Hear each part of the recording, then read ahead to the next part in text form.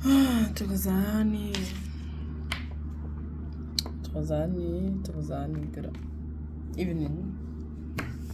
Well, today is January 12th, 2023, and what is going on with me?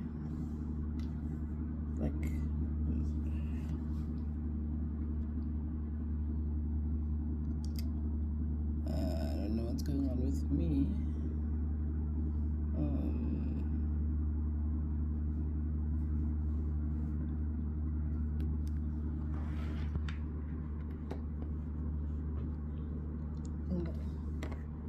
I think that looks better. I don't know. Looks better. Yeah.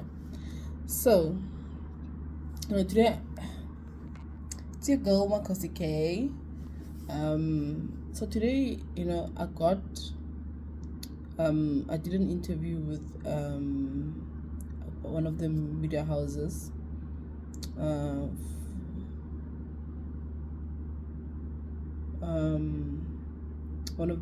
I did an interview with one of the media houses for an article about the evolution or the modernization of healing, and it actually got me thinking that it got me thinking a lot about why I personally even started doing taking media interviews, doing interviews for radio, TV, print media, and all of that, and why I decided I wanted to be visible. There's been a lot of myths and conspiracies about traditional healing, a lot of myths, and I know I've always been one of those people that felt that if you were to take me, you need to take me as I am from the onset, so I used to be the type of healer that was in your face. I was unapologetic about who I was as a young healer. Immediately after my training, I would go. I've always been in corporate, and I would rock up at work in my in my beads, in my spandlas, and I would proudly don umiego and all of that, because I always felt that I was not going to be apologetic about who I was. You're either going to accept me for who I am or not, and that also then translated or then motivated me to start, because it was the time when we were getting onto Facebook and stuff. We created a lot of groups that would talk about healing, African spirituality, bongaka, and all of that, and met a lot of people and made very good friends. That some of the people added a lot of value in my life, added a lot of value in the healing space, and some of them I've retained as healers. They've actually become good friends, they've actually become family friends, they've become good colleagues in traditional healing, and so the whole point is that, for me personally, is that when I do any work and I speak on traditional healing, for me, I see it as trying to educate about the space, and obviously the public perceives it differently. The public perceives the the new millennial sangomas as money mongers. We're doing things on social media because we want money. We advertising ourselves, but in actual fact, I beg to differ, because when we started as healers, there was no information out there. There was no information on the internet. There was no information. There were not written books, on about African spirituality as a whole, about spirituality from an African context as a whole. And we battled to find answers that we couldn't get from our gobelas. We battled to get answers that we couldn't get from our families, and hence at the time, a lot of us started a network of healers and of information sharing. Over time, that started blogs.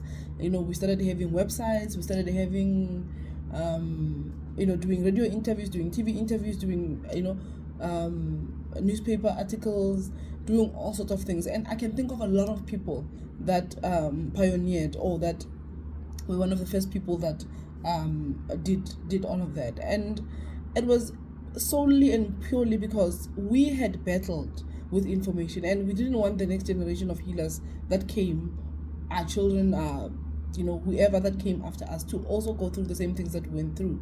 So we started putting information out there, whatever that we felt that was could be shared, and without compromising culture and traditions, without compromising the sacredness of the practice. So it really got me thinking into how many of us got motivated to start doing work out there. We wanted to demystify all the myths that were out there. We wanted to re-educate our people. We wanted to reclaim who we are. It wasn't based on money. And a very interesting topic comes up a lot about online consultations. Personally, I never thought in my wildest dreams I would ever do an online consultation. But when COVID happened, and when COVID happened, I found myself in a space where spiritually gifted people can relate to this very easily. When olangaka or olumprofeta or olumuruti or any form of a healer, and you sit for too long without healing people, you yourself start getting spiritually sick, especially if people are reaching out to you. So at that point during the pandemic, I found myself having people that were reaching out to me, but I was always against online consultations. I always felt that would be taken away from the culture. Would my ancestors approve? Would I be able to pick up on energies? Will I be able to pick up on the person's vibrations? Will the consultation be accurate? And I took it upon myself to start consulting and engaging my own ancestors to explain to them that we're going through a pandemic. The whole country has literally shut down. However, people still need help. With your support, with your with your approval, may I do consultations on the phone, so that I can be able to help people, because some people really cannot wait for lockdown to end for them to get help. And as I started engaging my ancestors and explaining to them my reasons why I needed to consult over the phone, I got my approval. However way me and them communicate, I ended up getting my approval, and I started doing consultations again, and I felt whole again as a person, especially because the pandemic took us away from the people. So you always found yourself lonely because you were not interacting socially with people. But as soon as I opened myself up to do online consultations, it sort of, I would say, it gave me a purpose again. I felt that I was helping again, even if it meant that you're giving advice on herbs to consume, that will assist with respiratory issues. So we knew at the time, COVID symptoms. None of us could ever claim that we had a cure at the time. None of us could claim that we understood the nature of the illness. However, based on the symptoms that we had, we knew certain herbs that we could use. So we could use to try and alleviate some of the dangers, or some of the for those people who had severe symptoms. We knew if you couldn't breathe, you could take certain herbs. If you were feeling dehydrated, you needed to take this and that and that. So even if it meant doing that, even if it meant providing guidance to my patients at the time, because a lot was going on. People were dying, and the rituals that we were used to observing couldn't be observed. It was just a mess, and people needed answers. And as a healer, I could not just sit back and watch. I needed to do something, and that's exactly what I did.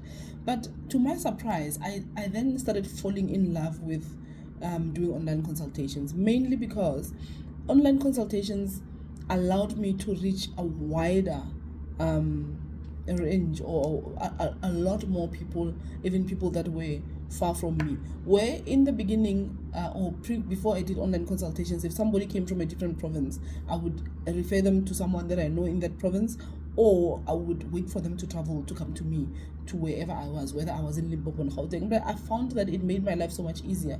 So I could do an initial consultation with a person online, irrespective of where they are, and if they want to have a follow-up in person, that they can then come for a follow-up. Some consultations don't require a person to come back. People sometimes just want affirmations, they want clarity and all of that, and it's not worth you traveling from the Eastern Cape to come to me for a 2-hour consultation when we could do it online. So in a way, it offered me convenience. But I'm also a very busy person. Generally, I'm overcommitted. It's just who I am. I'm studying, I've got a job, I am an entrepreneur, I'm a healer, I'm a gobela, I'm a wife, I'm a sister, I'm a friend, I'm all of that all at once. And so online consultations allow me to save time, because I can schedule my consultations back to back, and see much more people that I would see in person, because in person we tend to chit chat a lot. In person, we tend to spend a lot of time trying to find the connection, trying to find the vibrations. We chat, we talk, even post consultations we talk, and sometimes we get carried away, and take time. So it works for me. I'm able to accommodate people even after hours sometimes, if it's online consultations. Where else, if it has to be physical, then I cannot accommodate people because I work crazy hours, and sometimes I want to study, but I can slot in like 45 minutes to 30 minutes to 45 minutes, and do a consultation. The protocol doesn't change. The protocol has not changed. You try to keep the sacredness and the authenticity of the consultation. So you're still throwing your bones, you're still consulting ancestors, you're still getting their surnames. I like to also get their photos before, and meditate on them, so that's what I do. It's the kind of arrangement that I have with my ancestors. But if you had asked me before COVID if I was open to doing online consultations, I wasn't. But sitting back now, realizing that actually we've always done online consultations, but because it's informal and it doesn't have a name, it seems like we don't. I know in my space, I always used to say I could never do a telephonic consultation unless I've seen you face to face before. So which means there was room for online consultation. So if I had seen you physically before, face to face before, then I was willing to help you. If you had a follow-up, if you seeked clarity, if you needed your dreams interpreted and all of that. So in a way, I feel like, I've always done this, but it was just informally, and it wasn't like too deep, So I think the future, how I see the future is that there's always been evolution in the world. There's always been progression in the world, and sometimes we become resistant in the beginning, and eventually we just create a hybrid system, like where I am now. So now I do both online and I do face-to-face. I don't prefer any over the other. I think I've perfected both very well, and my ancestors are aligned, because I think the biggest thing and the most important thing is alignment. If the person that you're seeing as well, their ancestors do not want you to see them online, the ancestors will tell you. They'll tell you that no, we would like for you to see this person face to face. So we still rely on Madimu to guide us to a certain extent. But overall, being over in people's faces as healers, it was really, to me, it was really to the benefit of the practice. We didn't have a lot of information that was recorded. We didn't have a lot of information out there for anybody that had a question. Now we've raised eyebrows. People are talking about African spirituality. People are open to African spirituality. Some of the myths that used to be out there, have been demystified. Some of the things that people believed about African spirituality and Bogaga as a whole have been, demystified. And I believe that we have a great future. Just like in any field, there are going to be scammers. So scammers are everywhere. Scammers are in traditional healing. Scammers are in other professions as well. So they will always be there. However, it's up to those of us that really still want to uphold bongaka and hold bongaka to a higher standard, that we call out these people that are fake. If we see that someone is fake, it's also up to us to maintain bongaka, as it is. But for the most part, I honestly believe that when we initially started being out there on social media, being out there doing media, it wasn't to harm bongaka, it wasn't to harm or disrespect African spirituality. I think we're all aware of what we are allowed and what we're not allowed to, or most of us are aware of what we are allowed to share and what we're not allowed to share, what to post and what not to post, what to talk about and what not to talk about. Some topics we can talk about, but we cannot get into details. We can discuss Nigoma, but we cannot get into the depth of what happens Kokoming. We can talk about Ntwaso, but we cannot get into the depth of what exactly is Ntwaso and what do we do. So we've sort of do share information, but we, to a certain extent, still understand that there are things that we need to preserve, there are things that we need to still keep sacred. However, if you look at other religious beliefs, they are out there because there's information about them. They are out there because people know about them. So I encourage people to write books. I encourage people to do interviews about bongaka as long as they understand their limitations. I encourage people to be out there so that it is known that we exist. We are reclaiming what our ancestors lost. We are reclaiming who we are, and we should not be ashamed of that. And another interesting topic that always comes up is the topic of sangomas and money and sangomas and payments. It's a very simple concept. Unfortunately, we're not regulated, so people can charge a million rand while somebody else charges 10 rands for the same service. Unfortunately, it's not regulated. That's the only thing. However, we still operate within the principles of Ubuntu, because bongaka is based on who we are. But healers never used to give free services. Healers used to be thanked. But the medium of exchange is now different. I don't expect you to ompe bupi right now. I don't expect you to ompe pudi or ompe home, and therefore money is the tool of trade that we're currently using. So I will therefore charge you money.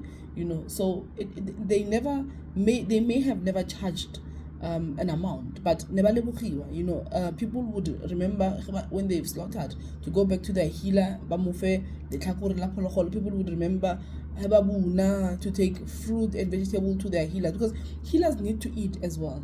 So, and I'm not talking about people who are charging people millions of monies. I'm talking about within reasonable bounds. So like in many ways. But right now, it used to be easy because I would be the healer in the village or in the township, and then people used to know each other.